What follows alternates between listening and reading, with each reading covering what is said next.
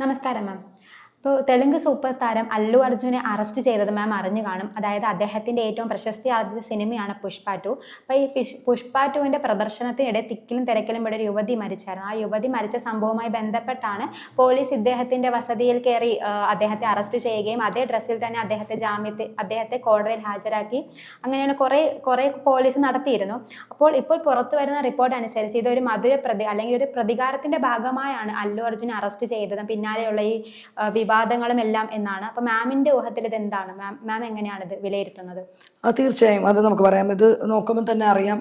Okay, സംഭവിച്ചു, അത് stampede ഉണ്ടായി, തിക്കിലും തിരക്കിലും പെട്ട് ഒരു സ്ത്രീ മരിച്ചു, ഒരു അമ്മയാണ്.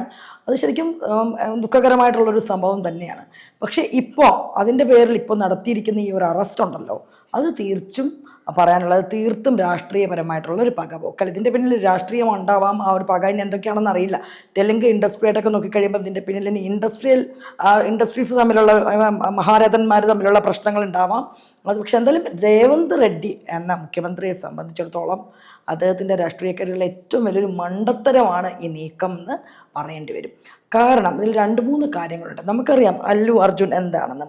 അല്ലു അർജുൻ എന്ന് പറയുമ്പോൾ 10-20 വർഷം കൊണ്ട് വന്നിട്ട് ഒരു സെൻസേഷൻ സ്റ്റൈലിഷ് ഹീറോയിൽ നിന്ന് ഇന്ന് അല്ലു അർജുൻ എത്തി നിൽക്കുന്ന ഒരു ലെവലുണ്ട്.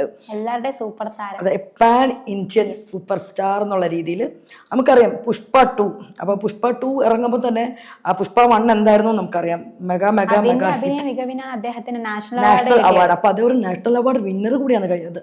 അങ്ങനെ ഒരാളെ വീട്ടിൽ കയറി, അപ്പം ഞാൻ ചോദിക്കുന്നത് എങ്ങനെയാണെന്ന് വെച്ച് കഴിഞ്ഞാൽ, ഈ ഒരു വീട്ടിൽ കയറി അറസ്റ്റ് ചെയ്ത് കൊടും കുറ്റവാളി അല്ലെങ്കിൽ ഒരു തീവ്രവാദിയെ പോലെ അറസ്റ്റ് ചെയ്യാൻ തക്ക ഒരു പാതകമായിരുന്നോ ആ ഒരു മനഃപൂർവ്വമല്ലാത്തൊരു നരഹത്യ? അദ്ദേഹം മാത്രവുമല്ല, ആ ഒരു കൃത്യത്തിൽ നിന്ന് അദ്ദേഹം ഒളിച്ചോടി പോയിട്ടൊന്നുമില്ല. അത് ആ പിഴവ് മനസ്സിലാക്കി അതിന് മാപ്പ് പറഞ്ഞ് ആ കുടുംബത്തിൻ്റെ ദുഃഖത്തിനോടൊപ്പം നിന്ന് പൈസ കൊടുത്തതല്ല ഞാൻ പറയുന്നത്. കാരണം പൈസ എന്ന് പറയുമ്പം ചിലപ്പോൾ നഷ്ടത്തിന് പകരമൊന്നും ആവില്ല. പക്ഷേ ഇപ്പോൾ ഹോസ്പിറ്റലിലുള്ള കുട്ടിയുടെ ട്രീറ്റ്മെൻറ്റും ഒക്കെ ആയിട്ടും അതിലേറ്റവും ഒരു കാര്യം എന്താണെന്ന് വെച്ച് കഴിഞ്ഞാൽ, ആ ഫാമിലി അവർ പരാതി കൊടുത്തു, പക്ഷെ അവർ പോലും അറിഞ്ഞിട്ടില്ല ഇങ്ങനെ ഒരു അറസ്റ്റോ. കാരണം അവർക്ക് പരാതി കൊടുത്തതിനപ്പുറം അത് അവർ പിൻവലിക്കാൻ തയ്യാറാണെന്ന് ആ മരിച്ചുപോയ സ്ത്രീയുടെ ഹസ്ബൻഡ് പറയുന്നൊക്കെ ഉണ്ടായിരുന്നു. അപ്പം ഇങ്ങനെ ഒരു കൊടും തീവ്രവാദീനെയൊക്കെ പോയി അറസ്റ്റ് ചെയ്യണ ഒരു രീതിയിലേക്ക് എന്താ പറയുക, വീട്ടിൽ പോയിട്ട് കുടുംബാംഗങ്ങളുടെ മുന്നിൽ വെച്ച് അറസ്റ്റ് ചെയ്യാൻ പറ്റിയ ഒരു പാതകമൊന്നും അദ്ദേഹം ചെയ്തിട്ടില്ല. ശരി, നമുക്ക് നോക്കാം. ഈ നമ്മുടെ ഇന്ത്യൻ സിനിമ രംഗത്ത് ഈ ഒരു രാഷ്ട്രീയമായിട്ട് കടന്നുകയറ്റം വന്നു കഴിയുമ്പോൾ നമുക്കറിയാം, ഇതിന് മുന്നിൽ പകപോക്കലൊക്കെ തമിഴ്നാട് രാഷ്ട്രീയത്തിൽ കണ്ടിട്ടുണ്ട്. ജയലളിത, കരുണാനിധി തമ്മിലായിരുന്നപ്പോൾ എന്തൊക്കെയായിരുന്നു എന്ന് നമുക്കറിയാം. അപ്പം അത്തരമൊരു രാഷ്ട്രീയ പകപോക്കൽ ഏറ്റവും കൂടുതൽ നമ്മൾ കണ്ടിട്ടുള്ളത് തമിഴ്നാടിലായിരുന്നു. പക്ഷെ അത് കഴിഞ്ഞിട്ട് ഈ ഒരു രീതിയിൽ പ്രത്യേകിച്ചും അല്ലു അർജുൻ എത്തി നിൽക്കുന്ന ഒരു ലെവലുണ്ട്. കാരണം ഞാൻ എപ്പോഴും ആലോചിക്കും, ഈ ഒരു അതിശയിപ്പിക്കുന്ന ഒരു കുതിപ്പാണ് തെലുങ്ക് ഫിലിം ഇൻഡസ്ട്രി ഇന്ന്. ഒരു സമയത്ത് ഇന്ത്യൻ സിനിമ എന്ന് പറയുമ്പം ബോളിവുഡിന് ചുറ്റും അല്ലേ, നമുക്കറിയാൻ പറ്റും. ബോളിവുഡാണ് ഇന്ത്യൻ സിനിമ എന്ന് വെച്ചാൽ. കുറച്ച് കപൂർ ഫാമിലി ഉണ്ട്, അത് കഴിഞ്ഞിട്ട് ബച്ചൻ യുഗം വരുന്നു. അത് കഴിഞ്ഞപ്പോഴേക്കും ആ ഫാമിലി തന്നെ ഇങ്ങനെ കുറേ അവരുടെ തന്നെ ഫാമിലി, ബിക്കോസ് നമുക്കറിയാം മക്കൾ ഇങ്ങനെ വളർന്നു ആ ഒരു രീതിയിൽ വരുന്നു. അത് കഴിഞ്ഞ് ഖാൻ ത്രയം, അവർക്ക് ചുറ്റിലും നമ്മുടെ കറങ്ങിക്കൊണ്ടിരിക്കുന്നു. അപ്പോൾ ഒരു പാൻ ഇന്ത്യൻ സിനിമ എന്നൊക്കെ പറഞ്ഞു കഴിഞ്ഞാൽ ഹിന്ദി സിനിമയാണെന്നുള്ളൊരു ഇതിലേക്ക് പൊയ്ക്കൊണ്ടിരുന്നപ്പോഴാണ് നമ്മുടെ ബാഹുബലി തൊട്ട് തെലുങ്ക് KGF അല്ലെങ്കിൽ തെന്നിന്ത്യൻ സിനിമ നമ്മുടെ ഇന്ത്യൻ സിനിമ ഭൂപടത്തിൽ ഭയങ്കര ഒരു ഹൈക്ക് ചെയ്ത് പോണത് അല്ലേ, RRR തൊട്ട്. അപ്പോൾ അവിടെ നോക്കുമ്പോൾ പുഷ്പ സൃഷ്ടിച്ചൊരു റെക്കോർഡുണ്ട്. നമുക്കറിയാം നോർത്തിലൊക്കെ എന്തായിരുന്നു എല്ലാം. പുഷ്പ 1ന്റെ വൻ വിജയത്തിന് ശേഷം ആൾക്കാർ ആകാംക്ഷയോടുകൂടി ബാഹുബലിക്ക് ശേഷം ബാഹുബലി 2ന് വെയിറ്റ് ചെയ്ത് അതേ ആകാംക്ഷയോടുകൂടി കാത്തിരുന്നാണ് പുഷ്പ 2. അപ്പോൾ പുഷ്പ 2 ഒക്കെ വന്നു കഴിഞ്ഞപ്പോൾ നമ്മൾ നോക്കി ഒരുപാട് നറേറ്റീവ്സ് ഒക്കെ നമ്മൾ കണ്ടു, കുറേ നറേഷൻസ് കണ്ടു, ഒരു ഡീഗ്രേഡിങ്. അപ്പോൾ അവിടെ നമുക്കൊരു പൊളിറ്റിക്കൽ ഇത് കാണാൻ പറ്റും. അതുവരെ അല്ലു അർജുൻ എല്ലാവരുടെയും ഒരു താരം എന്നുള്ള രീതിയിൽ നിന്നിട്ട് ഒരു നാഷണൽ അവാർഡ് കിട്ടിക്കഴിഞ്ഞപ്പോഴേക്കും ഓക്കെ, അതിൽ പൊളിറ്റിക്സ് ഉണ്ടായിരിക്കാം ആ അവാർഡിനൊക്കെ. കാരണം ഞാനൊരിക്കലും അദ്ദേഹം വലിയൊരു എന്താ പറയുക, അദ്ദേഹം അഭിനയിച്ചിട്ടുള്ള സിനിമകളെല്ലാം ഭയങ്കര ലോകോത്തര ക്ലാസിക് സിനിമയാണെന്നോ അദ്ദേഹം വളരെ മികച്ച നമ്പർ 1 ആക്ടർ ആണെന്നൊന്നും വിചാരിക്കുന്നില്ല. പക്ഷെ എന്താണ് അല്ലു അർജുൻ സിനിമകളെന്ന് വെച്ച് കഴിഞ്ഞാൽ, നമ്മൾ നോക്കുമ്പോൾ സിനിമ എന്ന വ്യവസായത്തിന് ഏറ്റവും കൂടുതൽ മാർക്കറ്റ് വാല്യൂ ഉള്ള ഒരു നടൻ, അല്ലെങ്കിൽ ആ വ്യവസായത്തിൽ കോടികൾ നിക്ഷേപിക്കുന്ന അതിന് സംഭാവനകൾ അല്ലു അർജുൻ സിനിമകൾ കൊടുക്കുന്നുണ്ട്. ബിക്കോസ് ആ ഒരു മാർക്കറ്റ് വാല്യൂ ഉള്ള നടൻ. അത് കഴിഞ്ഞാൽ ഇപ്പം പ്രേക്ഷകർ എന്നുള്ള രീതിയിൽ നോക്കുമ്പോൾ ഒരു സിനിമയിൽ ഒരു full package of entertainment Allu Arjun സിനിമകളിൽ പ്രേക്ഷകർക്ക് കൊടുക്കുന്നുണ്ട്. ആ രീതിയിലൊക്കെ ഉള്ളൊരു അദ്ദേഹം നടനാണ്. അപ്പോൾ അതുകൊണ്ട് തന്നെ നമുക്കറിയാം ഫാൻ ബേസ് എന്താണെന്ന് അറിയാം. നമ്മളെ കേരളത്തിലൊക്കെ നോക്കിക്കഴിഞ്ഞു കഴിഞ്ഞാൽ ആദ്യ തൊട്ട് ഒരു ഓളമാണ് അല്ലേ അല്ലു എന്ന് പറഞ്ഞു കഴിഞ്ഞാല്. ഫാൻ ബേസ് ഒക്കെ അറിയാൻ പറ്റും, മജുനക്കൊക്കെ അറിയാം. ഞാനൊക്കെ ഇത് വ്യക്തമായിട്ട് കണ്ടത്. നമുക്ക് പണ്ട് തെലുങ്ക് സിനിമ എന്ന് പറഞ്ഞു കഴിഞ്ഞാൽ ഒരു ശങ്കരാഭരണം, സാഗര സംഭവം, അതിനുശേഷം ഒരു എ ഹീറോ, അല്ലെങ്കിൽ ഒരു നാഗാർജുനയുടെ ഒരു സിനിമ ഉണ്ടായിരുന്നു, ഗീതാഞ്ജലി, എൻ്റെ ഒക്കെ കുട്ടിക്കാലത്ത്. അപ്പൊ അങ്ങനെയൊക്കെ ഉള്ളൊരു സിനിമ അങ്ങനെ കണ്ടിട്ട് തെലുങ്ക് സിനിമേനപ്പുറം ഒരു തെലുങ്ക് സിനിമയോടുള്ള ആരാധനയ്ക്ക് ഉണ്ടാവാനുള്ള കാരണം എന്ന് പറയുമ്പോൾ അല്ലു ആണ്. അല്ലുവിന്റെ ആര് വരുന്നു, വണ്ടി വരുന്നു, നമ്മളിങ്ങനെ കാത്തിരിക്കുവാണെങ്കിൽ അടുത്ത സിനിമ എന്താണ് അല്ലുവിന്റെ എന്ന് പറഞ്ഞിട്ട് ടീനേജ് പിള്ളേരിൽ നിന്നൊരു യൂത്തിലേക്ക് അല്ലു സിനിമകൾക്ക് വന്നപ്പം ഏറ്റവും കൂടുതൽ എനിക്ക് തോന്നിയിട്ടുണ്ട് അല്ലു അർജുൻ മല്ലൂസിന്റെ സ്വന്തം അർജുനായിട്ട് മാറിയൊരു. അപ്പൊ അങ്ങനെ ഒരു നമുക്കറിയാം പുഷ്പ എന്തായിരുന്നു അല്ലെ, പുഷ്പ വണ്ണൊക്കെ ഭയങ്കര ഒരു ഇതായിരുന്നു. അപ്പൊ അങ്ങനെ അത്രയും ഒരു തെലുങ്ക് സിനിമ ഇൻഡസ്ട്രിക്കൊക്കെ ഏറ്റവും മുകളിൽ വന്ന് ഇന്ത്യൻ സിനിമയിൽ തന്നെ ഏറ്റവും വലിയൊരു കോടികൾ ഒറ്റയ്ക്ക് ഒരു ഫയർ ബ്രാൻഡായിട്ട് മാറിയ ഒരു നടനെ ഇത്രയും ഒരു എന്താ പറയാ, ഇങ്ങനെ ഇത്രയും ഫാൻ ബേസ് ഉള്ളൊരു നടനെ വീട്ടിൽ കയറി അറസ്റ്റ് ചെയ്യാനും, അറസ്റ്റ് ചെയ്തതോ പോട്ടെ, അത് വീട്ടിൻ്റെ അകത്ത് കയറി അറസ്റ്റ് ചെയ്യാനില്ല, കുടുംബാംഗങ്ങൾക്ക് അറസ്റ്റ് ചെയ്യാനൊന്നും ഒരു അധികാരമില്ല. അദ്ദേഹം അല്ലെങ്കിൽ ഒളിച്ചോടണം, അല്ലെങ്കിൽ ആ നീതി നിയമ സംവിധാനത്തിനെതിരെ ഞാൻ അങ്ങനെ ചെയ്തിട്ടില്ലെന്നോ അങ്ങനെ എന്തെങ്കിലും പറഞ്ഞതൊന്നുമില്ല. കേസെടുത്ത് അന്വേഷിക്കാമെന്നൊരിതിന് ഒരു കൊടും കുറ്റവാളിയെ പോലെ വീട്ടിൽ കയറി അറസ്റ്റ് ചെയ്യുകയാണ്.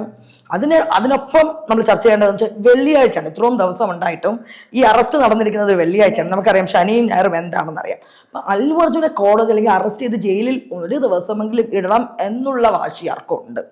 അതുകൊണ്ടാണ് ഹൈക്കോടതി ജാമ്യം അനുവദിച്ചിട്ടും അത് പിന്നീട് നീക്കി ഇന്നാക്കി. ഒരു ദിവസം അദ്ദേഹത്തിന് അകത്തിടണം എന്നുള്ള ആരുടെയോ ഒരു പ്രതികാര ബുദ്ധി അജണ്ട സെറ്റാക്കി നടന്നു. പക്ഷെ ഇതിന് വലിയ വില കൊടുക്കേണ്ടി വരും. ആര് വരും എന്ന് വെച്ചാൽ കോൺഗ്രസ് പ്രസ്ഥാനവും രേവന്ത് റെഡ്ഡി. പിന്നീട് പറഞ്ഞായിരുന്നു ഇദ്ദേഹത്തെ പിൻവാതിൽ, അതായത് ജയിലില് പിൻവാതിൽ വഴിയാണ് ഇദ്ദേഹത്തെ ഇറക്കിയത്. കാരണം മുൻവാതിൽ ഇദ്ദേഹത്തിന്റെ ഫാനുകളെല്ലാം നിൽക്കുമ്പോഴും ഇദ്ദേഹത്തെ പിൻവാതിലൂടെയാണ് ഇറക്കിയതെന്നുള്ള അഭ്യൂഹങ്ങൾ വന്നായിരുന്നു. അതുപോലെ തന്നെ രേവന്ത് റെഡ്ഡിയുടെ സ്റ്റേറ്റ്മെന്റ് വന്നിട്ടുണ്ടായിരുന്നല്ലോ, കോൺസ്റ്റിറ്റ്യൂഷൻ ഈ ഒരു നിയമത്തിന്റെ വഴിക്കാണോ ഇവിടെ എല്ലാ കാര്യങ്ങൾക്കും. ഈ അല്ലു അർജുന്റെ കാര്യം വന്നപ്പോൾ മാത്രമല്ല നിയമത്തിന്റെ വഴിക്കെന്ന് പറയുന്നത്. നമുക്കറിയാം ഇതിനു മുമ്പ് കർണാടക ഞെട്ടിച്ചുകൊണ്ടൊരു രേണുകാസ്വാമിയുടെ ഒരു കൊലപാതകം ഉണ്ടായിരുന്നു അല്ലേ, അത് ബ്രൂട്ടൽ മർഡർ ആണ്. ഇതൊക്കെ എന്ന് പറയുമ്പോൾ മനഃപൂർവ്വം അല്ലാതെ സംഭവിച്ചൊരു പിഴയാണ് ഈ സ്റ്റാമ്പേഡ് അങ്ങനെയൊക്കെ ഉണ്ടാവുക. അവിടെയും ഇപ്പോൾ റിപ്പോർട്ട് വന്ന വെച്ച് അല്ലു അർജുന് മിസ്റ്റേക്ക് ഇല്ല. സന്ധ്യ തിയേറ്ററുകാർ പോലീസിനെ അറിയിച്ചിട്ടുണ്ടായിരുന്നു. അതായത് ഈ സിനിമയുടെ റിലീസുമായിട്ട് ബന്ധപ്പെട്ട് തിയേറ്ററിലേക്ക് വരുന്നു എന്ന് ഒരു 2-ാം തീയതി അറിയിച്ചിട്ടുണ്ടായിരുന്നു എന്ന് പറഞ്ഞുള്ള നോട്ടീസ് കണ്ടിട്ടുണ്ട്. അതിനിപ്പം ഉണ്ടാക്കിയതെടുത്താണോ എന്താണെന്നുള്ളതിനെ കുറിച്ച് ഇനി അറിയാം. പക്ഷേ പോലീസുകാർ ഇദ്ദേഹത്തിനെതിരെ ജാമ്യമില്ലാത്ത വകുപ്പുകളാണ്. അതെ, അപ്പൊ അത് തീർച്ചും ഇതൊരു അതായത് ഭരണകൂടത്തിന്റെ എന്താ പറയുക പിഴവാണ്. അവിടെ ഇത്രയും ഒരു മെഗാ സ്റ്റാർ അല്ലെങ്കിൽ ആ ക്രൂ, നമുക്കറിയാം പുഷ്പമാണ് എന്താണെന്ന്. അപ്പം ആൾക്കാർ കാത്തിരിക്കുകയാണ് പുഷ്പ 2 വേണ്ടി. അപ്പം ഹൈദരാബാദിൽ എൻ്റെ ഫസ്റ്റ് റിലീസ് ഏത് കുഞ്ഞു തിയേറ്ററാണ്, C ക്ലാസ് ആയിക്കോട്ടെ, B ക്ലാസ് ആയിക്കോട്ടെ, A ക്ലാസ്, അദ്ദേഹത്തിന്റെ ഒരു റൈറ്റ് ആണ് ആസ് ആൻ ആക്ടർ ജനങ്ങളുടെ പൾസ് അറിയുക.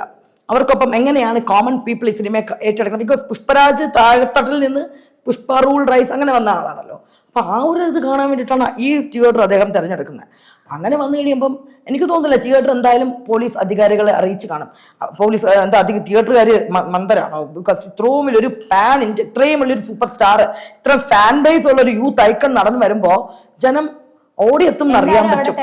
അപ്പൊ അവിടെ സെക്യൂരിറ്റി ഇത് വ്യക്തമായിട്ട് അവരുടെ അലംഭാവം, പോലീസിന്റെ ഭാഗത്തു നിന്നുണ്ടായ ആ അലംഭാവമാണ്. അല്ലെങ്കിൽ ഇതിന്റെ പിന്നിൽ ഇങ്ങനെ ഒന്നും ആള് വരുന്നുണ്ട്, മനഃപൂർവ്വം ഒരു സ്റ്റാമ്പേഡ് ഉണ്ടാക്കപ്പെടാം എന്നുള്ള രീതിയിൽ ആ ഒരു അജണ്ട സെറ്റ് ചെയ്തു. അതിൽ അവർ ഇരയാക്കപ്പെട്ടതാവാം. പാവം അല്ലുവിനെ ക്രൂശിക്കാൻ വേണ്ടിയിട്ട് നടത്തിയൊരു നാടകം. അദ്ദേഹം അതിൽ അറിഞ്ഞില്ല, ബിക്കോസ് വരുന്നു എന്ന് അറിഞ്ഞ് നേരത്തെ. ബിക്കോസ് തിയേറ്റർ കാർഡിൽ ഇപ്പോൾ അവരിങ്ങനെ ഓൾറെഡി പോലീസിന്റെ പെർമിഷൻ കൊടുത്തിട്ടുണ്ടെങ്കിൽ പോലീസ് കൃത്യമായിട്ടുള്ള പോലീസിന്റെ അലംഭാവം എന്ന് തന്നെ പറയേണ്ടി വരും. എന്തായാലും രേവന്ത് റെഡ്ഡി സർക്കാർ ഇതിന് അദ്ദേഹം പറഞ്ഞ വാക്കുകൾ ഭയങ്കര ആദർശമാണ്. കോൺസ്റ്റിറ്റ്യൂഷന് മുന്നിൽ എല്ലാവരും ഒന്നാണ്. പക്ഷെ എപ്പോഴും അതാണോ നടക്കുന്നത്? കർണാടകയിലെ നമ്മൾ കണ്ടൊരു ബ്രൂട്ടൽ മർഡർ നടത്തുന്ന നടനും നടിയും ഒക്കെ ഇങ്ങനെയാണ് അറസ്റ്റ് ചെയ്ത് കൊണ്ടുപോയത് അല്ലേ, ഒരാളെ കൊന്നതാണ്. അപ്പൊ അങ്ങനെയൊക്കെ പലപ്പോഴും നോക്കിക്കഴിയുമ്പം ഇതിന് രേവന്ത് സർക്കാർ വലിയ വില കൊടുക്കേണ്ടി വരും. ഇതൊക്കെ ഒരു ഭയങ്കര ഒരു പ്രതികാര നടപടി എന്നൊക്കെ പറഞ്ഞു കഴിഞ്ഞാൽ ഇന്നത്തെ കാലത്തേക്ക് രാഷ്ട്രീയത്തിൽ ഏറ്റവും ചീപ്പായിട്ടുള്ള കളികളാണ്. അവിടെ ഒരു പ്രത്യേകിച്ചും സെലിബ്രിറ്റീസിനെയൊക്കെ കൊണ്ടുവന്നിങ്ങനെ നിർത്തി കഴിയുമ്പോൾ ഇപ്പം ഭയങ്കര മണ്ടത്തരമാവും. ഇതിന് കൊണ്ട് നഷ്ടം ഉണ്ടാവുക. പുള്ളി വിചാരിച്ചിട്ടുണ്ടാവും, രേവന്ത് റെഡ്ഡി വിചാരിച്ചിട്ടുണ്ടാവും, ഓക്കെ ഇത്രയും വലിയൊരു സ്റ്റാർ ഹീറോ എന്നൊക്കെ ഞാൻ എൻ്റെ സർക്കാർ ഇങ്ങനെ അറസ്റ്റ് ചെയ്യുമ്പം ഈക്വാലിറ്റി ടു ഓൾ എന്നുള്ള നിയമത്തിന് മുന്നിൽ എവരിവൺ ഈസ് ഈക്വൽ. പക്ഷെ കോമൺ പീപ്പിളിനറിയാം ഈ അല്ലുവിൻ്റെ അല്ല, ഇവിടെ നിയമത്തിന്റെ മുന്നിൽ ഈക്വാലിറ്റി ഒന്നും ഈ പറയുന്ന ആദർശം നല്ലതാണ്. ഈ രാഷ്ട്രീയക്കാർക്ക് അതുണ്ടോ? ഇല്ല. അപ്പം ആ രീതിയിലൊക്കെ നോക്കിക്കഴിയുമ്പോൾ ഏറ്റവും വലിയൊരിതാണ്. ഇതിന് വൻ വില കൊടുക്കേണ്ടി വരും. കോൺഗ്രസിന്റെ പ്രതിച്ഛായ അല്ലെങ്കിൽ ആന്ധ്രയിൽ രേവന്ത് റെഡ്ഡി വളരെ മോശം ആദ്യത്തെ ഇത് തന്നെ എടുത്ത ഒരു വലിയൊരു പിഴവായിട്ട് തന്നെ ഇത് കാണുന്നു.